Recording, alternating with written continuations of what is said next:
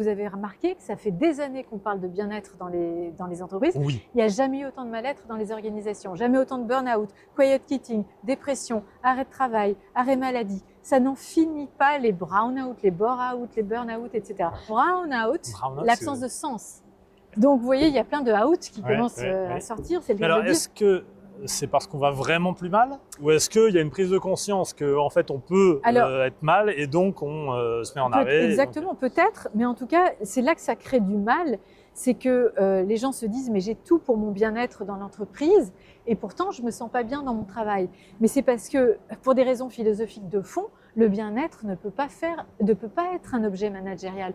Premièrement, le bien-être, c'est très subjectif. Si je vous demande quel serait votre bien-être demain, vous me donnerez une réponse qui ne sera pas du tout la mienne, parce que si vous avez des problèmes de famille, ce sera de résoudre vos problèmes de famille. Si vous avez des problèmes d'alcool, ce sera de résoudre vos problèmes d'alcool, etc.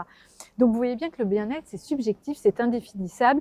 Donc toutes les tentatives qui cherchent, comme dans les entreprises, à homogénéiser, uniformiser le bien-être, sont au mieux vaines, au pire tyranniques, parce que dans l'histoire humaine, les pires crimes ont toujours été commis au nom du bien de l'humanité. Donc l'argument du bien, je m'en méfie comme de la peste. D'ailleurs, quand quelqu'un vous dit « fais ça, c'est pour ton bien », je te le conseille. En général, il faut se méfier, c'est toujours pour le sien.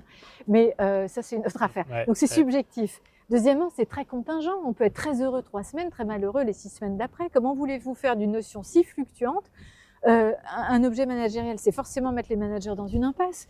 Et troisièmement, le bien-être excède la sphère professionnelle. Si mes enfants sont très très malheureux demain, je serai très malheureuse dans mon travail, quand bien même tout sera mis en place.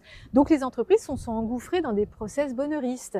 Ils ont mis, et vous rentrez là dans n'importe quelle grande entreprise, vous avez les billards, les baby-food, les rooftops végétalisés avec les pots de miel, les tomates cerises et les citrons, les smoothies. Ça existe vraiment, les les Chief Happiness Officer. Non, mais parce que évidemment c'est un mythe, et j'ai l'impression que c'est plus un cliché. C'est un emploi fictif, clairement. Mais ça existe vraiment. Il y en a dans des entreprises, moi j'en ai rencontré, parce que comme j'ai un peu charrié ce métier, je disais que c'était un emploi fictif pour les raisons que je viens d'évoquer, pas par jugement de valeur, mais parce que pour les 3 raisons, c'est subjectif, c'est contingent et ça excède la sphère professionnelle. Rien que pour ces 3 arguments-là, c'est très difficile de faire du bien-être l'objet d'une fonction.